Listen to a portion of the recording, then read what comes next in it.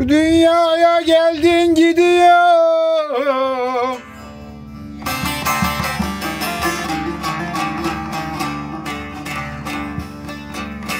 Sıkı tut bir yarın elinden gönül.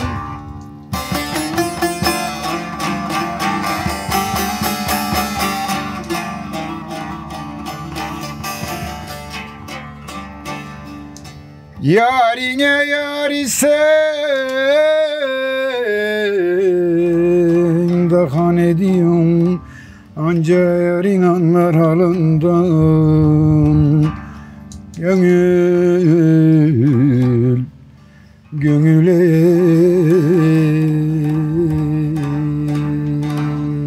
Merhaba dostlar, ben Deniz Sarı, YouTube kanalıma hoş geldiniz. Bugün Kaz Dağları'nın içinde yer alan Agonya Ovası'ndayız. Burası Çanakkale'nin Yenice ilçesine bağlı Karabey Köyü. 3 yıl önce tam da bugün Hollanda'dan gelip bu köyde yaklaşık 5,5 dönümlük arazi alan İbrahim abi ve Semra ablayla görüşmüştük. Onların ilk arazi alma heyecanını birlikte yaşamıştık. Tabi aradan 3 yıl geçti. 3 yıl sonra ne aşamaya geldiler, neler ektiler, neler diktiler, evleri ne aşamada, bunları kendilerine soracağız. Biraz bu aldıkları araziyi gezeceğiz. Hazırsanız yayınımız başlıyor. Bu videomuz Kaz Dağları eteklerinde Edremit Körfezi'nde yer alan Florya Butik Otel sponsorluğunda sizlere ulaşıyor. Kaz Dağları'nın tam ortasında Agonya Ovası'ndayız. Burada Karabey Köyü'ne bağlı güzel bir arazi aldılar. İçinde tabii ki hiç meyve ağaçları yoktu. Bu meyve ağaçlarını bu 3 yıl içerisinde yetiştirdiler. Şu anda çeşit çeşit meyve ağaçları var. Biraz kendinizden bahsedebilir misiniz? Semra abladan başlayalım. Evet, ben Semra. Hemen hemen 35 senedir Hollanda'da yaşıyorum. Burayı söylediğin gibi 3 sene evvel aldık. Çok mutlu olmuştuk aldığımızda ama hala o mutluluk devam ediyor. Evet. Hala buraları çok seviyorum.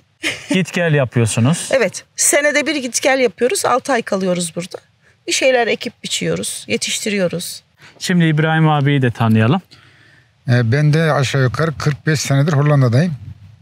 Tam buraları bugün 3 sene oldu yani. 3 senedir buradayız. 3 sene içerisinde bayağı bir şeyler yapmaya çalıştık. Önemli olan buradaki insanlarla, köydeki insanlarla uyum sağlamaktı. Kanaatimce herhalde ben bunu başardığıma inanıyorum. Şu anda işte yapabileceğimiz şeyleri yapmaya çalıştık. Bundan sonra da yine devam edeceğiz. Eşimin dediği gibi 6 ay burada kalıyoruz. 6 ay Hollanda'da.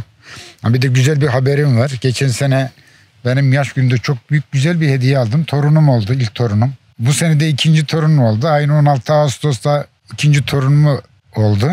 İlk torunumun ismi Nefes. İkinci torunumun ismi de Haruh. Küçük oğlumun.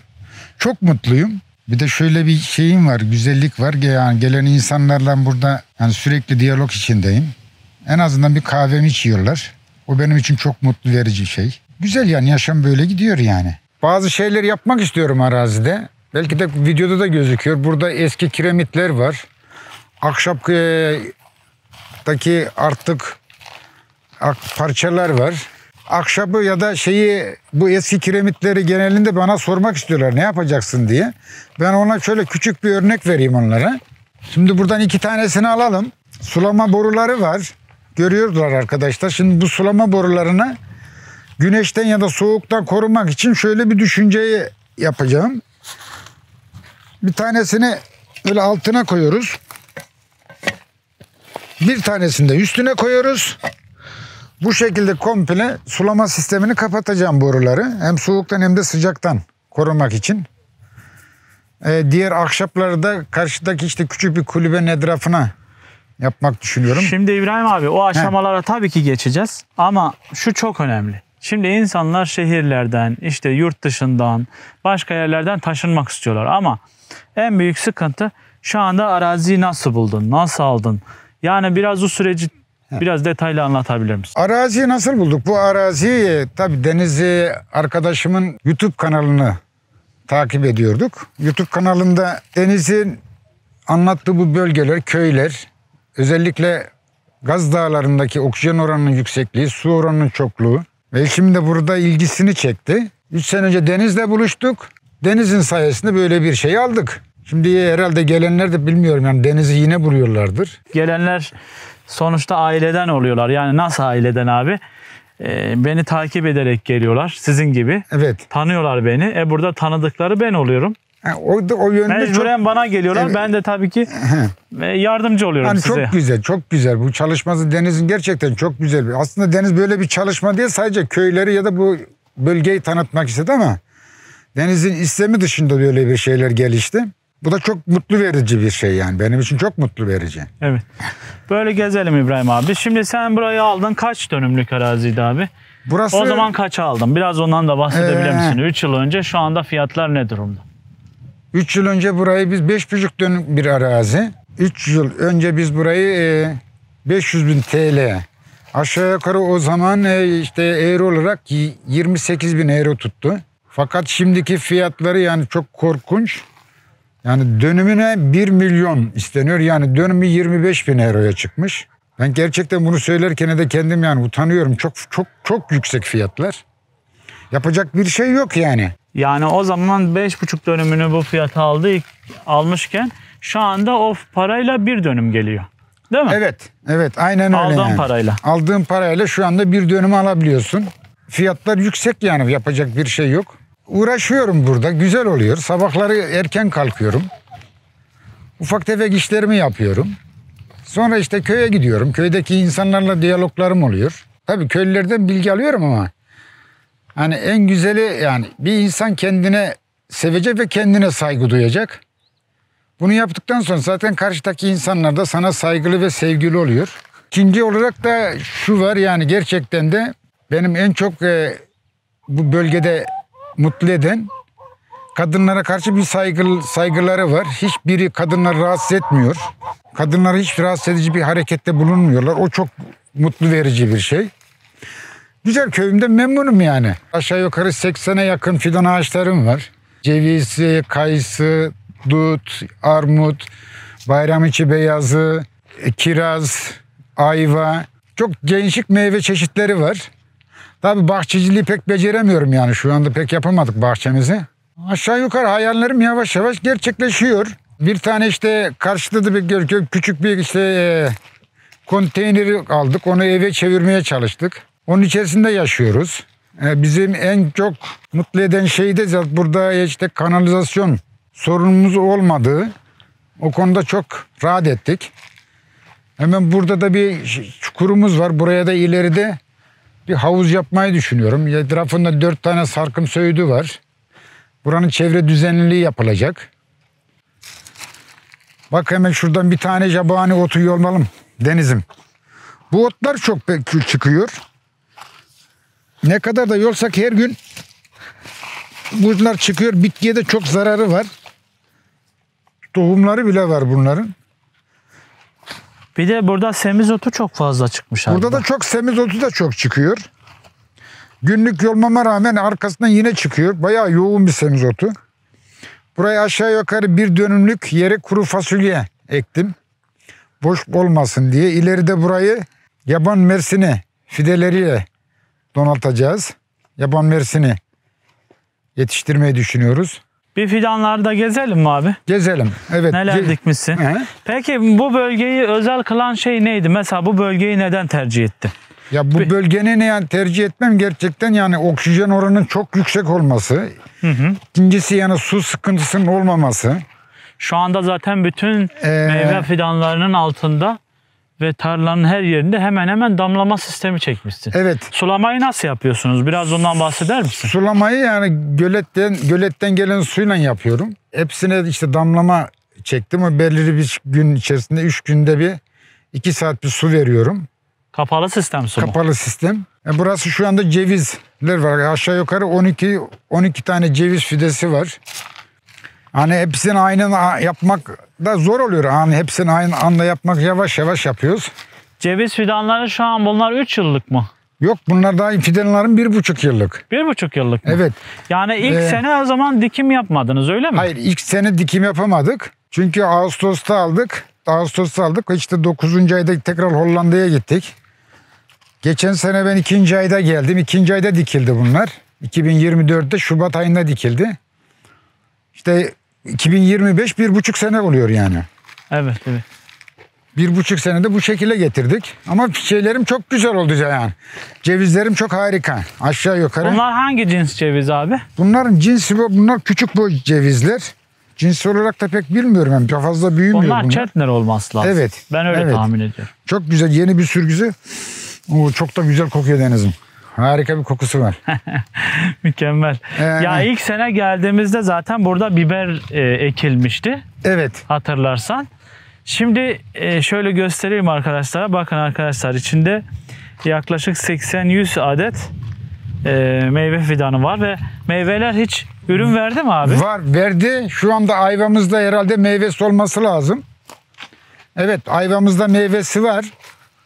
Şu anda ayvanın meyvelerini görüyorsunuz. Oo, maşallah. Güzel. Evet. Ayva meyve verdi. Yeni sürgünleri var. Bunları kendim budadım. Neler diktin? Biraz çeşitlerden bahseder misin? Ceviz var. Ayva var. Hı hı. Buradaki ayvada da var yine ayvamız. İkinci şeyde ayvalar veriyor. Bayram içi beyazı var. Kayısı var, kiraz var, vişne var, dut var. Zeytinlerimiz var. Badem var. Kayısı var. Kayısı var. Fındık var. Var da var yani. Başka Elma var, armut elma var. Armudumuz var. Erik var. Şu herhalde Evet, şeftali. Bu bayram içi beyazı. Bu böyle mi hiç beyaz mı? Zaten Evet. o da şeftali türü değil mi? Şeftali türünden. Bu sene meyvesini verdi. 8-10 tane gelen arkadaşlar birer tane yediler. Buraya Muazzam. da nohut ektik ama nohutlar daha geç diktiğim için bu sene daha tam nohut vermediler. Çiçekteler herhalde. Yani çiçekteler. Çok ot çıkıyor Deniz'im ya. Otlanma olacak abi. Doğalında vardır. Çünkü suluyorsun ya. Evet. Suladığın için. Bir de burada gübre kullanıyor musun? Biraz Gübre- o süreçleri de Evet. anlatır mısın? Mesela hani Hiç gübre kullanmıyorum. Doğal haliyle bırakıyorum bitkileri. hı. Doğal haliyle daha güzel olur. Böcekler de olsa böceklerin bile bitkilere faydası var. Her şey doğada olduğu için doğal haliyle bırakıyorum. Burada bir tane bitkim var ya, onun ismini bilmiyorum. Deniz, sen biliyor musun bu? Hangisi abi? Bunun meyvesi de vardı. Bu muydu, orada mı kalmıştı o? Şurada bir yerde olacak, Bilmiyorum meyvesi de şu var. an. Bu şey o zaman Muşmula. Muşmula. muşmula mı? Evet, Ha muşmula. şudur, meyvesi Evet. var abi, gel. Evet, muşmula. Evet. Evet, meyvesi var. Meyvesi var. Yeni sürgünler bunlar. Çok güzel olmuş. Gerçekten. Burada da Muazzam. kavun var, karpuzumuz var. Burada da kendi bulunduğum Kırşehir'den geldi bunların tohumları. Ha, bir de aslen nerelisin ve Evet. neden bu bölgeyi Evet. tercih ettiğini biraz anlatabilir Şimdi- misin? Hani havasından, suyundan bahsettin He. ama kendi memleketine neden gitmedin abi? Şimdi bizim İç Anadolu bölgesi çok kurak bir bölge. Bozkır. Orman olmayan bir bölge. Yazları çok kurak ve sert geçer. Kışları da soğuk olur. Aslında biz yani Kırşehir Hacı Bektaş'tayız ama Hacı Bektaş'ı sonra Nevşehir'e bağlamışlar. Ben burada kendimi yine Kırşehirli olarak tanıtıyorum. Evet, burada da bir ayvamız var. Ama köyde hep şey diyorlar. Diyorum İbrahim abi diyorlar ki Hollandalı mı? He. Ya diyorum ki Hollandalı da tamam ama Kırşehirli adam diyorum. Şimdi burada ben Nevşehirli diyorum. Evet. Buradaki köylüler beni işte şey olarak görüyorlar. Hollanda'da kaldığım için Hollandalı olarak ya da Almancıya işte Almanyalı diyorlar. Ben de kendilerine diyorum Türk'üm, Kırşehirliyim, Türk'üm diyorum. Onu kabul etmiyorlar. İşte biz seni Hollandalı olarak biliyoruz. Ben de diyorum öyle biliyorsanız öyle olsun. O şekilde buluşuyoruz arkadaşlarla. Evet. Şunu fark ettim. Şimdi tabii yan köyde de biz varız. Yaklaşık aramızda 3 kilometre mesafe var ve komşu sayılırız. Evet. Buradaki halkla senin güzel temas kurduğunu anladım. Yani insanlar senden iyi bahsediyorlar. O teması kurmuşsun. Nasıl başardın abi sen onu? Hani şimdi bir defa yani alttaki felsefeye bakmak lazım. İnsanlar bizim için çok temel. İnsan sevgisi olduktan sonra bunu başarabiliyorsun. İnsanlarla konuşurken kendini bir aynada konuşur gibi. O şekilde saygı ve sevgiyle konuşursan başarırsın. Başarılmayacak bir şey yoktur. Kolay insanla anlaşmak kolay ama zor insanlarla anlaşmak en güzeli. Değil mi? Güzel olan zor insanlarla anlaşmak ve bunu da ben başardığıma inanıyorum. Çünkü benim kendime saygım ve sevgim kendimedir. Onun için insanlarla konuşurken kendimi aynada konuşur gibi hissederim. Ona göre konuşurum.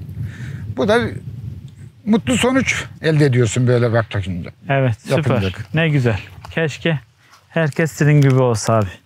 Özellikle bak fideleri bu şekilde bağlantı yapıyorum rüzgara karşı ki yoksa kökleri sallanıyor. Bağlantıyı bu şekilde yapayım. Bunlar yeni sürgü. Seneye bunlar budanacak. Çünkü budamayı yaparken de dikkat etmek gerekiyor. Meyvenin ortasını tamamen boş bırakacaksınız ki güneş enerjisini iyi alsın. İbrahim abi şöyle senin evin manzarasına baktığımızda böyle muazzam bir görüntü var burada. Evet. Çam ormanları. Ormanlar, Gaz Dağları'nın belli bir kısmını görüyoruz burada. Güzel yani bir sessiz, sakin. Şehirden uzak. O trafikten uzak. Kaç ay burada zaman geçiriyorsun? Hollanda'da kaç ay? Burada kaç ay? Aşağı yukarı 6 ay burada, 6 ay Hollanda'dayım. Bu da bana yeterli geliyor. Tabii Hollanda'da da çocuklar var. Gidip ziyaret etmen gerekiyor. Torunum var, torunların. Evet, Hollanda'da 3 tane çocuğum var. Tabii onlar da büyük. Çocuklar hep en büyükleri 35 yaşında kızım var. Oğlum 31 yaşında, diğer oğlum da 27 yaşında. İşte büyük oğlumun bir tane çocuğu oldu. İlk torun ondan oldu. Geçen sene öyle çok güzel bir sürprizdi. Benim doğum günüme geldi. 11 Ekim. İkimizin aynı doğum günü aynı tarihte. Torunla mı? Evet. Oo güzelmiş. Büyük torun aynı güne geldi. İkinci torun da işte 16 Ağustos'ta doğdu. 2 gün sonra doğmuş olaydı. O da eşimin doğum tarihine gelecekti. Geç mi oldu, erken mi oldu onu da artık bilemiyorum. Güzel denk gelmiş. Evet. Bakın arkadaşlar buradan şöyle göstereyim. Ekrandan da görüyorsunuz. Birçok ağaç dikilmiş ve ağaçlar yerini sevmiş. Zaten sulak bir bölge. İbrahim abinin anlattığı gibi. Doğası çok güzel. Yeşilliği, havası, su kaynakları bakımından gerçekten Agonya Ovası, Kaz Dağları'nda en önemli yerlerden biri. Bereketli toprakları var. Gördüğünüz gibi ne ekersen oluyor. Sadece burada herhalde turunçgiller olmuyor değil mi? Evet, turunçgiller olmuyor. Yine de bir deneyeceğiz yani turunçgiller. Bir denemek gerekiyor. Zeytin mi dikmiştiniz? Evet, zeytin diktik. Zeytin 4 tane zeytinim ağacımız var. Onların hepsi de tuttu yani, zeytinler tuttu yani. Tuttu mu? Evet, evet tuttu yani, zeytinler tuttu. İşte bu da küçük evimiz. Daha bitmedi. Bu bir konteynerdi. Konteyneri eve çevirdik. Projesini ben kendi elimle hazırladım. Tam olarak ustalar yapamadı ama idare eder. Bir bakalım mı eve de? Evet, bakın hemen bahçenin önünde de eski ahşaplar vardı. Belki de görüyorsunuzdur. Hemen Eski. gösterelim abi. Bu ahşapları ne yapacaksın? Yani Şimdi, ben de çok merak ettim hakikaten. Bu eski ahşaplar bu köyden, Hamdi Bey diye bir köydeki eski ahırdan sökülüp geldi. Bunlar meşe ağaçları. O zamanlar testler olmadığı için insanlar eliyle yapmış. Ahırda söküldü. Hatta burada görüyorsunuz. Kancayı görüyorsunuz. Burada herhalde hayvanları bağlamak için kullanıyorlarmış. Bu ağaçlar elle yapıldığı için benim için çok değerli. Bunları ileride yapacağım evde kullanacağım. Kullanmak için aldım yani. Aslında eski bir evde belki de odun olarak kullanılacaktı bu ağaçlar. Evet. Ama sen bunları dönüştürmek istiyorsun. Evet, dönüştürmek istiyorum bunları. Yani çok güzel ağaçlar bunlar. Çünkü meşe işlenmesi çok zor. Burada tavukların da var. Evet, şu anda tavuklarım var. 4 tane tavuğum var. Günlük 4 tane yumurta alıyorum. O da bize yetiyor. Kaz Dağları eteklerinde yeşilin ve mavinin kucaklaştığı bir huzur noktası hayal edin. Bol oksijenli havasıyla sizi yenileyen eşsiz bir doğa. Her ayrıntı sade şıklıkla tasarlandı. Temiz, ferah ve doğayla uyumlu. Burada şık ve ferah odalarda doğanın tam kalbinde uyanırsınız. Güne yöresel ve taptaze lezzetlerle dolu enerjik bir kahvaltıyla başlarsınız. Günün stresini Edremit Körfezi manzaralı sonsuzluk havuzunda veya rahatlatıcı jacuzzi'de bırakın. Üstelik bu rüya gibi tatil için Deniz Sarı YouTube kanalı izleyicilerine özel %10 indirimi fırsatını kaçırmayın. Hayalinizdeki tatil Florya Butik Otel'de sizi bekliyor. Videomuzun açıklama kısmında Florya Butik Otel'e ait iletişim bilgilerine ulaşabilirsiniz.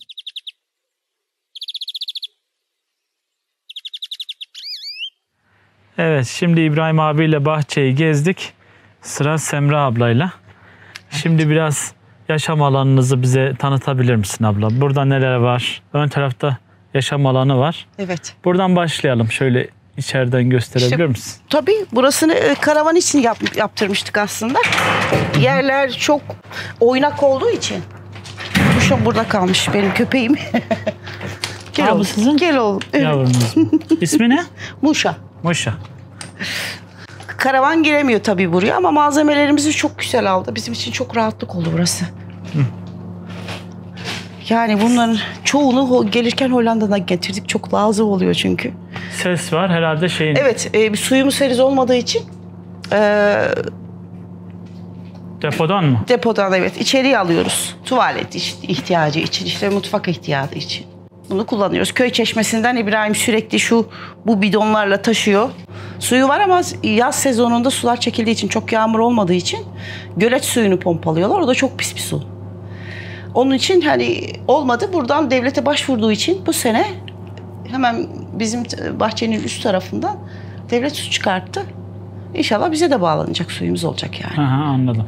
Şu anlık idare ediyorsunuz. Şu anda. Elektrik Elektriğimiz güneş enerjisi var. ama Yeterli geliyor bize. direkleriniz de dikilmiş, onu da Evet, gördüm. geçen sene direklerimizi diktik. Ve bu sene bağlayacaklar işte. Onu bekliyoruz. Ağustos'un sonuna doğru dediler ama bilmiyorum. Evet. Şu anda idareten aslında bir konteyner eviniz var. Evet. Bu konteyner evini nasıl yaptınız? Bu Ne zaman yaptınız? Arazi aldıktan sonra hemen. arazi aldıktan sonra olmadı. Bu çok zordu. Çünkü izin için gelmiştik biz. Yeterli zamanımız yoktu. Ertesi sene geldik. Ertesi sene hani içinde kalabiliriz diye aldık. Sonra şu anda içinde yaşıyoruz. Yaşanır hale getirdik bunu. Aslında bize yeterli geliyor ama gelen giden olduğu zaman çok zor oluyor. Misafir gelince mi? Evet, çok zor oluyor. Sadece bir tane yatak odası var. İlk geldiğinizde bu karavanınız vardı. Karavanımız vardı evet. Bunda kalıyorduk. Evet evet. Karavanınız da çok güzel. Evet. 3 senedir buradan gidemiyoruz tabii yani. Evet, şimdi evimizin balkonundayız. Evet. Buradan Kaz Dağları manzarası var. Havası çok güzel. Püfür püfür Harika. esiyor. Harika bir Şimdi o havası. zaman yavaş yavaş evi görelim abla. Evet. Nasılmış konteyner evde yaşamak, zor mu, kolay mı? Benim için çok Biraz kolay. Karavana alıştık. olumlu olumsuz yanlarından bahsedebilir misin? Olumsuz yanı işte misafir ağırlayamıyoruz ama benim için çok kolay. Mesela biz burada sabahleyin kahvaltı yapıyoruz. Hemen eksik bir şey olduğu zaman hemen buzdolabını açıyorum. Aynı karavan gibi çok yakın. Malzemeleri koyabiliyorum. Benim için belli bir yaştaki insanların hareket zorluğu oluyor. Hani enerjisini çok fazla harcamak için büyük evler gerekiyor. Bazı insanlar enerji harcıyor. Ama bu küçük, benim için çok kolay temizlemesi. Kendime de zaman ayırabiliyorum. Buzdolabınız var. Burada terek var. Evet, İbrahim yaptı, o da eski ağaçlardan. Çok dolu yalnız, çok fazla şeyler var. Kaç metrekare burası? Onu bilmiyorum. 18-20 metre var mı? Vardır. Evet. Evet. Vardır. Evet, buralarda hiçbir şey yoktu aslında. Hepsini kendimiz yaptık. Burası tuvalet banyomuz. Hepsini kendimiz yaptık. Fayanslarını falan, banyosunu. Aslında bir konteyner ev bile ne kadar yaşanılabilir oluyor. Yani Evet. tabii siz biraz da karavana alıştığınız için Evet, karavandan sonra burası herhalde biraz daha geniş villa gibi mi? Evet, aynen, aynen. En azından ayağımız yere değiyor. Doğru. Burada da bir tane yatak odamız var. Küçük ama yeterli. Bir tane yatak koyduk. Bu camları sonradan kendimiz açtık ki biraz daha içerisi temiz havada olsun diye, oksijen olsun diye.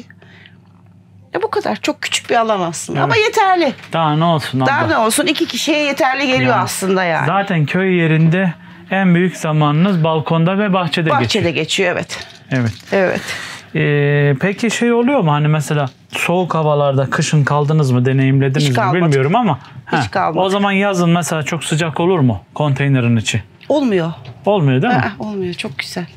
Bir Bir de- de buranın havası çok serin olduğu için akşamları serin oluyor. Mesela Akdeniz tarafında insanlar küçük çarşafları örterek yaşıyorlar. Yatıyorlar geceleri çok sıcak olduğu için. Ama biz burada hep yorganla yatıyoruz akşamları. Yani serin Hala oluyor. yorganla yatıyorsunuz, Hala değil mi? yorganla yatıyoruz, evet. Ha, çok güzel. Çok serin oluyor. Burada şöyle yaşam alanınız var. Evet. Balkonunuz. Evet. Karavanda yaşadığımız için biz bu karavandaki eşyaları koymak için bir konteyner aldık. Evet. Sonra biz bunu eve çevirdik Evet. yani. Evet, yakında görürseniz bu konteynerin içerisinde bir tane izole var. Üzerinde ben kendim olarak buraya bir 8 santimlik bir ara verdim ve çakırla doldurduk. Çakırın özelliğini soruyorlar. Bu çakırın özelliği içeriği çok serin tutuyor. Bir de yani bu herhangi bir şeyde bu malzemeyi biz istemizden de söküp başka bir yere de taşıyabiliyoruz yani. Bunun öyle bir özelliği var. Yani bir beton hiç kullanmadım. Zaten bu araziye betonu kullanmaya tamamen karşıyım böyle yerlere. Sadece doğal olarak işte doğal malzemeleri nedir? İşte taş, demir de zaten doğadan geliyor ve ahşap kullanacaktık, kullanamadık. Bu şekilde oldu yani konteynerde şimdilik yaşıyoruz yani. Şimdi Deniz'e bir de benim sürprizim var. Deniz'e bir hafif küçükten bir bağlama çalacağım. Bağlamanın yanında belki de eşim bir küçük bir şiir de okuyabilir. Dinleyenler de seyredenler için de bir sürpriz olacak bu.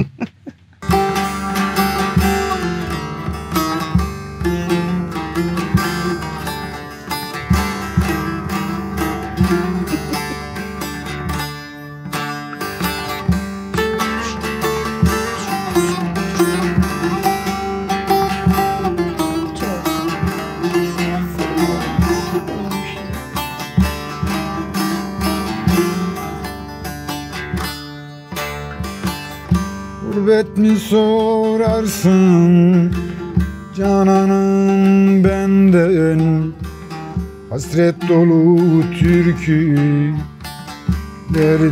sor beni.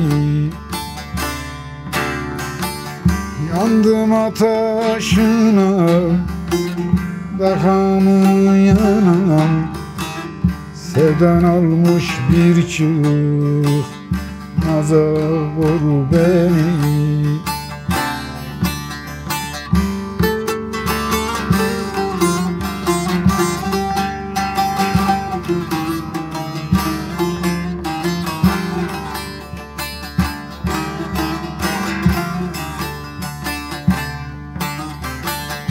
Nedendir gurbetin yolları uzun, gözlerim nemlidir, içimde hüzün. Ayrılık türküsü çalarken sazım, ne haldayım nazlı yarim gör beni.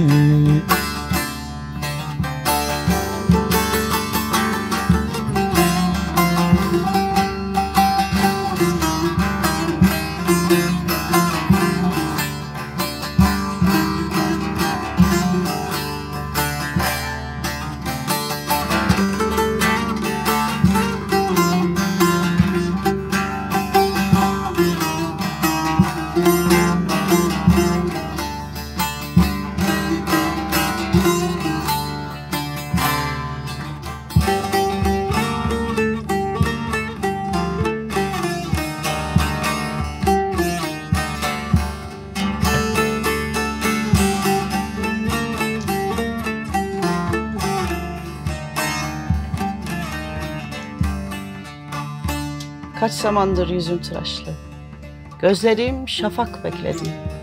Uzakken ellerim, kulağım kirişte. Ölümü özledim anne, yaşamak isterken delice. Ah verebilseydim keşke yüreği avucunda koşan her bir anneye. Tepeden tırnağa, oğula ve kıza kesmiş bir ülkeye armağan. Evet.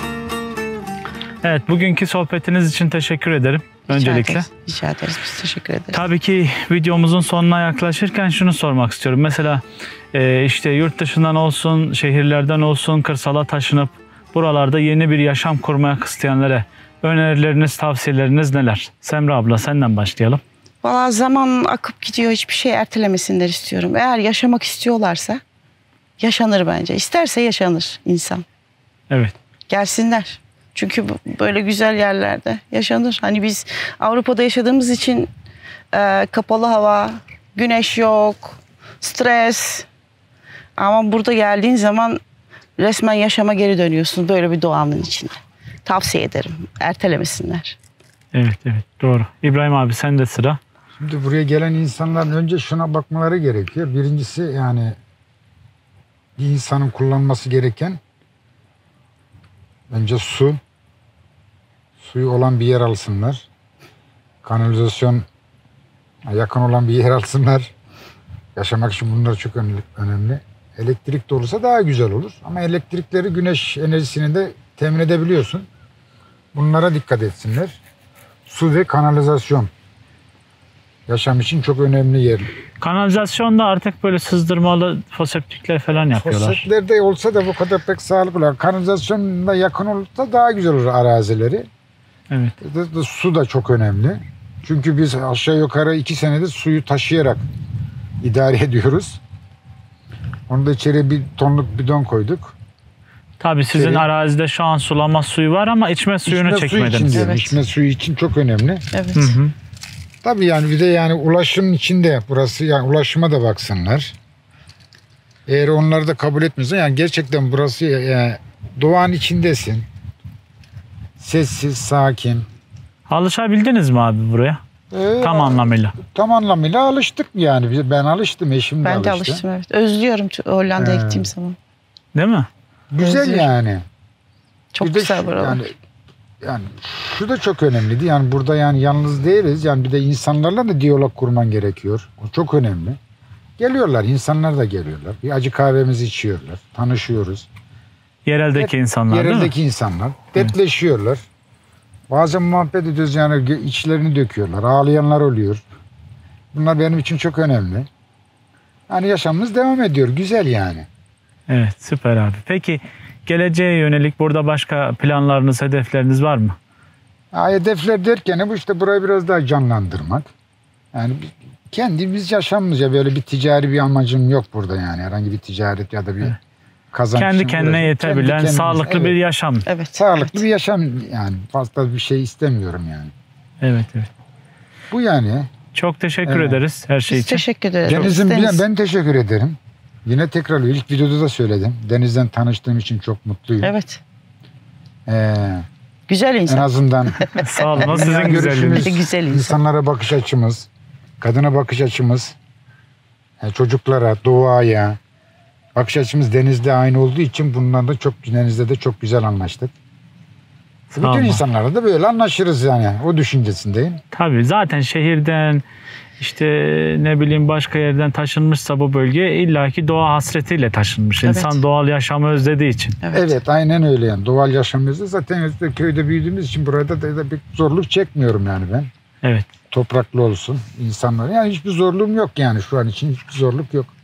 Güzel yani yaşam devam ediyor. Evet. Teşekkür ederiz. Ben teşekkür ederim. Tekrardan. Deniz. Rica ederiz. Görüşürüz o zaman. Nasılsa biz Görüşürüz. buradayız. Evet. Görüşmek üzere. Sana Görüşürüz. başarılar diliyorum Deniz. Ama Çok- son olarak da Arin'den bir tane şiir dinlemek isterim yani bu videonun. Öyle mi? Evet. Tabii. Evet. Ha, tamam o zaman Arin'den Arin bir- buyur. Gel Arin. Arin kamera arkasında sürekli. Evet. Evet. Arin şimdi geldi. Şimdi- Şimdi güzel bir şiir okuyacak. O zaman mikrofonu verelim Arin son olarak. Ben vereyim. Yo ben vereyim. Beşikler vermişim Nuh'a. Salıncaklar, hamaklar. Havva ana dün küçücük sayılır. Anadolu'yum ben. Tanıyor musun? Utanırım fıkaralıktan. Eli güne karşı çıplak, üşür fidelerim. Harmanım kesat, kardeşliğin, çalışmanın, beraberliğin, atom güllerinin katmer açtı. Şairlerin, bilginlerin dünyalarında kalmışım bir başıma ve uzak, görüyor musun? Binlerce yıl sığılmışım, korkunç hatlarıyla parçalamışlar. Nazlı seher sabah uykularımı, padişahlar, saldırganlar, haydutlar, haraç salmışlar üstüme. Ne İskender takmışım, ne şah, ne sultan. Göçüp gitmişler gölgesiz, selam etmişim dostuma ve dayatmışım, görüyor musun? Nasıl severim bir bilsen, Köroğlu'nu, Karayılan'ı, meçhul askeri. Sonra Pir Sultan'ı ve Bedrettin'i. Sonra kalem yazmaz. Nasıl severim bir bilsen. Urfa'da kurşun atanı. Minareden, barikattan, servi dalından. Ölüme nasıl gülerdi. Bilmeni mutlak isterim. Duyuyor musun? Öyle yıkma kendini. Öyle mahzun, öyle garip. Nerede olursa ol. İçeride, dışarıda, derste, sırada. Yürü üstüne üstüne. Tükür yüzüne celladın. Fırsatçının, fesatçının, hayanın. Dayan kitap ile, dayan iş ile. Tırnak ile, diş ile. Dayan rüsva etme beni. Gör nasıl yeniden yaratılırım. Namuslu genç ellerimle. Kızlarım, oğullarım var gelecekte. Her biri vazgeçilmez cihan parçası. Kaç bin yıllık hasretimin goncası. Gözlerinden öperim. Bir umudum sende, anlıyor musun? Bravo. Tamam, şimdi de biz seni gözlerinden öpelim. Tamam mı? Görüşürüz. Sağ olun.